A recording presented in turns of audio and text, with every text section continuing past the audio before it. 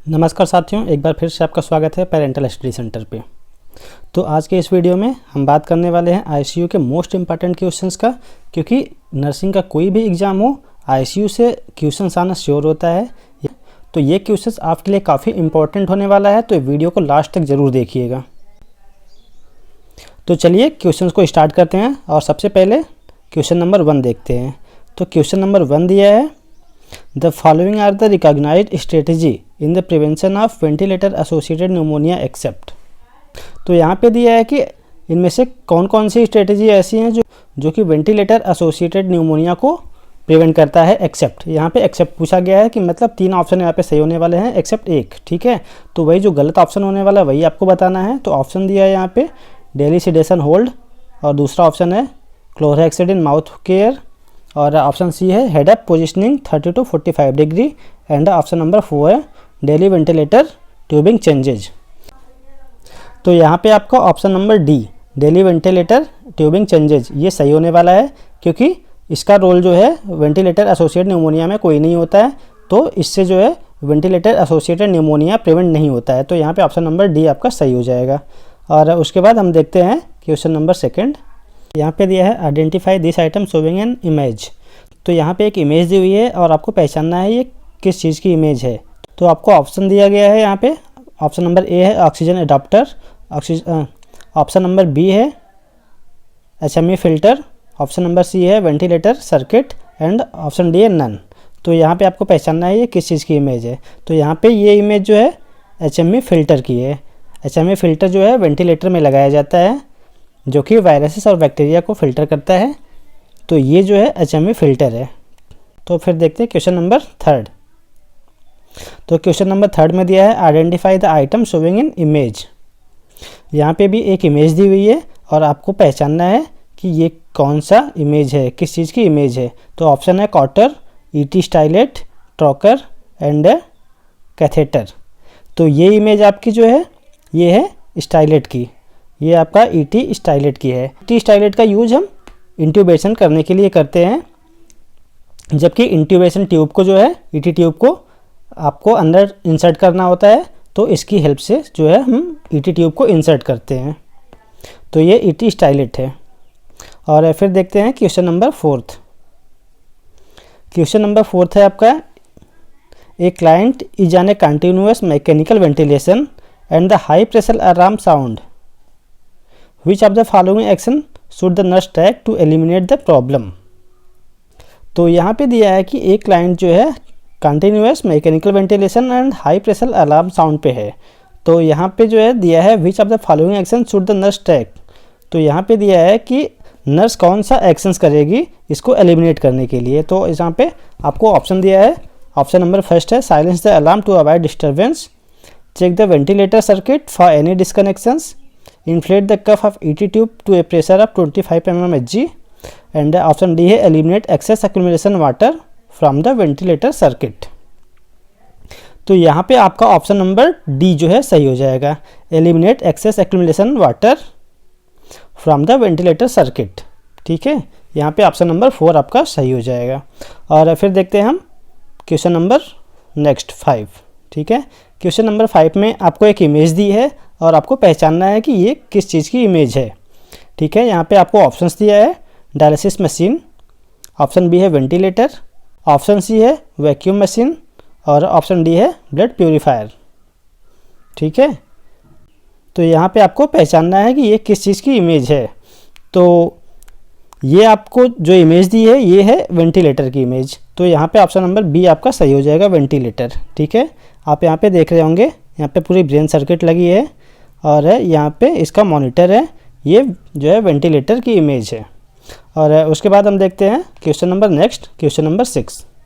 तो यहाँ पे क्वेश्चन नंबर 6 में दिया है identify the item shown in the image. यहाँ पे एक इमेज दी हुई है और आपको पहचानना है कि ये किस चीज़ की इमेज है। आपको ऑप्शन दिया गया है वेंटी कैथेटर माउंट, और ऑप्शन बी है close suction catheter, option C है HME filter, and option D है यूरिनरी कैथेटर। तो ये आप देख रहे होंगे कोविड के टाइम में बहुत ज़्यादा यूज़ में लिया गया था ये चीज़। तो ये है आपका क्लोज सक्शन कैथेटर। ये क्लोज सक्शन कैथेटर होता है, ये एक नॉर्मल कैथेटर की तरह होता है, लेकिन यहाँ पे देखेंगे आप ये पॉलीथीन से पूरा कवर होता है यहाँ।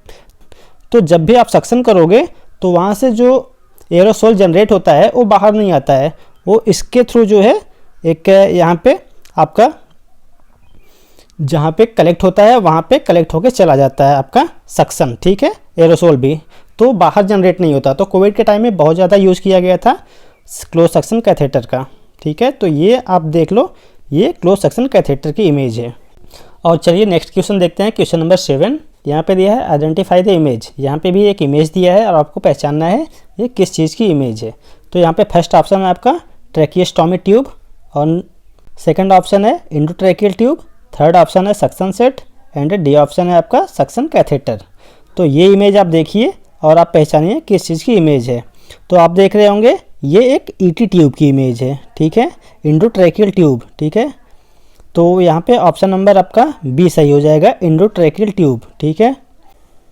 और उसके बाद देखते हैं नेक्स्ट क्वेश्चन, क्वेश्चन नंबर 8। यहाँ पे दिया है आइडेंटिफाई द इमेज। यहाँ पे भी एक इमेज दी हुई है और आपको पहचानना है कि ये किस चीज़ की इमेज है। यहाँ पे दिया है ET tube, tracheostomy tube, suction tube and oxygen port. तो आप देख रहे होंगे इसके पहले जो मैंने आपको दिखाया वो इंडोट्रैकियल ट्यूब था, ईटी ट्यूब, लेकिन ये आपका जो है आपका टीटी ट्यूब है, ठीक है, ट्रैकियोस्टोमी ट्यूब, इसको टीटी ट्यूब भी बोलते हैं, ठीक है। तो ऑप्शन नंबर बी आपका यहाँ पे सही हो जाएगा। तो यहाँ पे आपका ऑप्शन नंबर बी सही हो जाएगा, ट्रैकियोस्टोमी ट्यूब। और फिर इसके बाद देखते हैं क्वेश्चन नंबर 9। क्वेश्चन नंबर 9 में भी एक इमेज दी हुई है और आपको इमेज से पहचानना है कि ये किस चीज़ की इमेज है। तो यहाँ पे आपको ऑप्शन दिया है central line set, second option है हेमोडायलिसिस सेट, और सी ऑप्शन है PICC line, and D option है IV एक्सटेंशन लाइन, ठीक है। तो ये इमेज आप देख के पहचानो कि ये किस चीज़ की इमेज है, ठीक है। ये आप देख रहे होंगे सेंट्रल लाइन की इमेज है, ठीक है। यहाँ पे आपको 4 पोर्ट दिया गया है, अलग अलग कलर का होता है, और ये आपकी लाइन जो है ये आपके वेन से जो है इंसर्ट कर दी जाती है, ठीक है। तो ये इमेज आप देख रहे होंगे ये सेंट्रल लाइन सेट की इमेज है, ठीक है, ये सेंट्रल लाइन है आपका, ठीक है, ये इमेज आपकी सेंट्रल लाइन की है। चलिए फिर क्वेश्चन नंबर 10 देखते हैं। क्वेश्चन नंबर 10 में दिया है a nurse determine the client with a chest tube to a close drainage system is experiencing an air leak, which of the following finding is indicative of this, ठीक है। तो यहाँ पे दिया है कि क्लाइंट को जो है चेस्ट ट्यूब ड्रेनेज लगा हुआ है और वो एयर लीक से एक्सपीरियंस कर रहा है, ठीक है, उसके चेस्ट ट्यूब में जो है एयर लीक हो रहा है। तो नर्स जो है इसको डिटरमाइन करती है, तो कौन सी फाइंडिंग इंडिकेट करेगी इस प्रॉब्लम को, ठीक है। तो यहाँ पे आपको ऑप्शन दिया गया है intermittent bubbling is observed in the suction control chamber, और उसके बाद ऑप्शन बी है आपका टेडलिंग इज एब्सेंट, फिर ऑप्शन नंबर सी है vacillation of the water in water seal chamber occur during aspiration, and option D है continuous bubbling is observed in the water seal during inspiration and expiration. तो यहाँ पे आपका option number D जो है वो सही हो जाएगा। यहाँ पे continuous bubbling is observed in water seal during inspiration and expiration, यहाँ पे जो है कंटिन्यूअस बबलिंग आपको वाटर सील चैम्बर में दिखाई देगी जब आप इंस्पायरेशन करोगे एंड जब आप एक्सपायरेशन करोगे, ठीक है। तो यहाँ पे ऑप्शन नंबर डी आपका सही होने वाला है, ठीक है। और फिर देखते हैं हम क्वेश्चन नंबर 11। तो क्वेश्चन नंबर 11 में दिया है which one is not included in WHO surgical safety checklist. तो यहाँ पे जो है आपको 4 ऑप्शन दिए गए हैं, sign in, time out and sign out, ठीक है। यहाँ पे आपको बताना है कि WHO सर्जिकल चेकलिस्ट में कौन सा इंक्लूड नहीं होता है।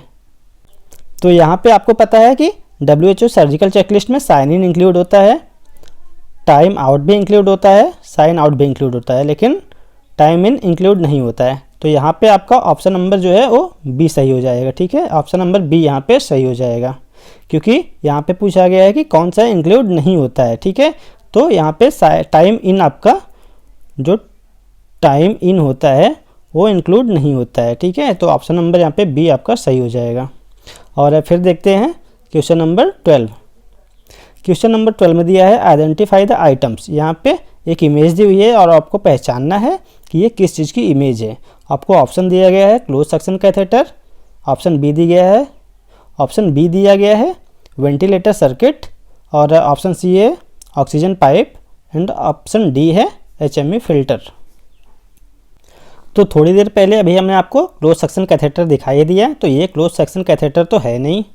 और उसके बाद ऑक्सीजन पाइप आपको पता है वो भी नहीं है ये। और HME फिल्टर भी मैंने आपको पहले दिखाई दिया है, वो भी नहीं है। तो यहाँ पे ऑप्शन बी आपका बचता है वेंटिलेटर सर्किट। तो ये जो है इमेज दी गई है वो वेंटिलेटर सर्किट की है आपके, ठीक है। और इसके बाद क्वेश्चन नंबर 13 देखते हैं। क्वेश्चन नंबर 13 में दिया गया है स्केल यूज्ड फॉर प्रेशर सोर असेसमेंट एंड मैनेजमेंट। यहाँ पे दिया गया है कि प्रेशर सोर के असेसमेंट और मैनेजमेंट के लिए कौन सा स्केल यूज़ किया जाता है। ऑप्शन दिया है Brydon scale, Apache scale, sofa scale and Q sofa scale, ठीक है। तो आपको पता है कि प्रेशर सोर या प्रेशर अल्सर में जो है ब्रेडन स्केल का यूज़ करते हैं, ठीक है। तो यहाँ पे आपका ऑप्शन नंबर ए सही हो जाएगा, ब्रेडन स्केल, ठीक है। आपका ब्रेडन स्केल यहाँ पे ऑप्शन सही होने वाला है, ऑप्शन नंबर ए। और उसके बाद देखते हैं क्वेश्चन नंबर 14। क्वेश्चन नंबर 14 में दिया है non invasive ventilation is contraindicated in. तो यहाँ पे दिया है कि जो नॉन इन्वेजिव वेंटिलेशन होता है वो किस में कॉन्ट्राइंडिकेटेड होता है। टाइप 2 रेस्पिरेटरी फेल्योर में, COPD में, GCS smaller than 8 with risk of aspiration and mild ARD।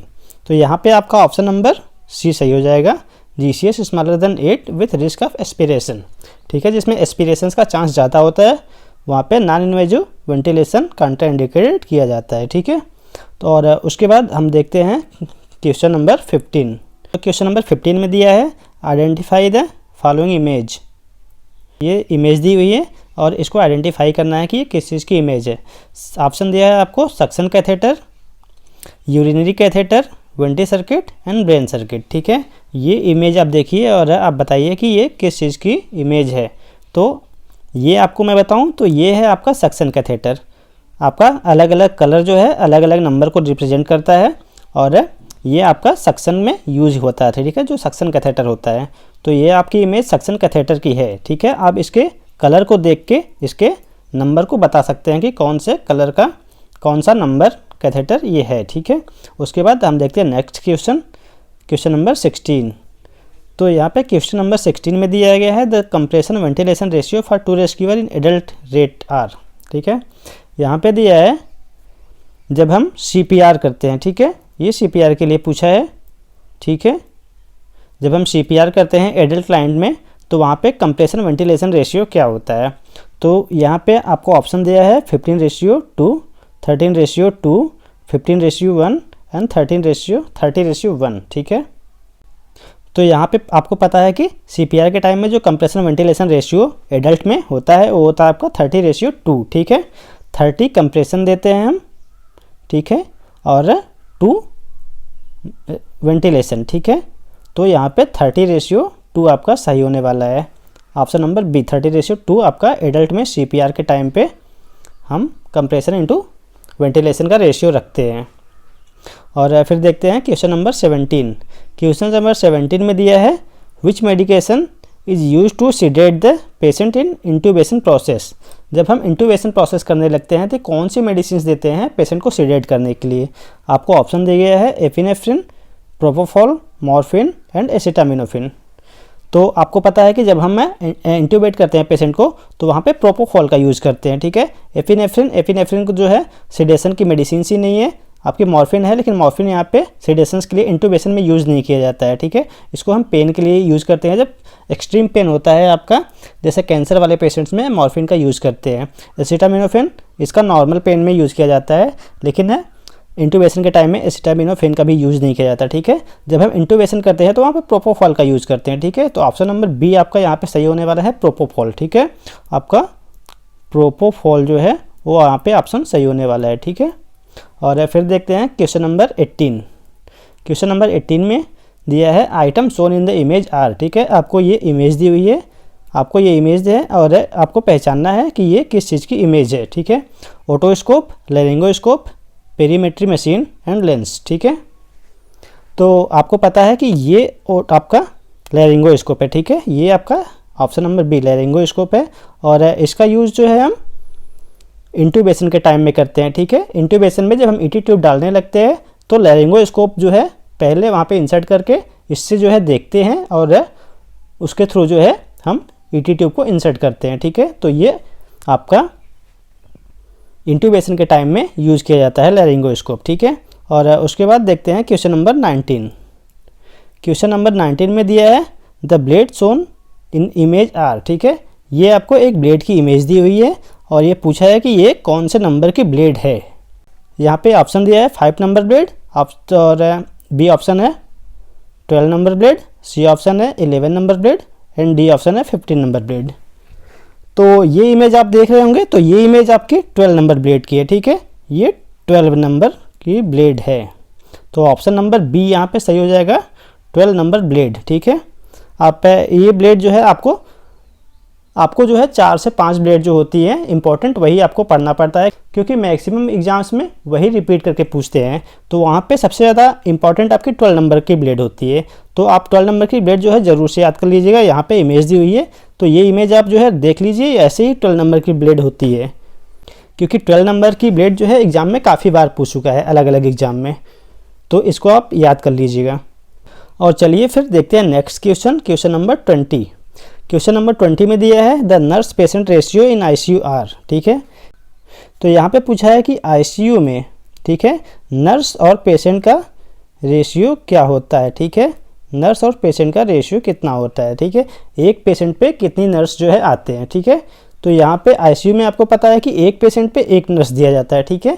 तो यहाँ पे 1:1 का रेशियो रखा जाता है आईसीयू में पेशेंट और नर्सेस का, ठीक है। एक पेशेंट की केयर के लिए एक नर्स आईसीयू में रखी जाती है। वहीं पे अगर नॉर्मल वार्ड की बात करें तो 1:6 का रेशियो रखा जाता है, ठीक है। अगर नॉर्मल वार्ड में आप वर्क कर रहे हो तो आपको 6 पेशेंट पे एक नर्सेज रखी जाती है, लेकिन अगर आप आईसीयू में वर्क कर रहे हो तो आपको 1 पेशेंट पे 1 नर्सेज रखी जाती है, ठीक है। तो यहाँ पे 1:1 होने वाला है, आपका ऑप्शन नंबर बी सही होने वाला है। तो आज जो है हमने आपको 20 क्वेश्चंस मोस्ट इंपॉर्टेंट आईसीयू के क्वेश्चंस करवाए हैं, ठीक है। और ऐसे ही हम और भी क्वेश्चंस करवाएंगे, लेकिन उसके पहले अगर आप हमारे चैनल पर नए हैं तो चैनल को सब्सक्राइब जरूर से कर दीजिएगा, क्योंकि आगे भी हम ऐसे ही मोस्ट इंपॉर्टेंट क्वेश्चंस आपके लिए ले आते रहेंगे अलग अलग टॉपिक्स पे, ठीक है।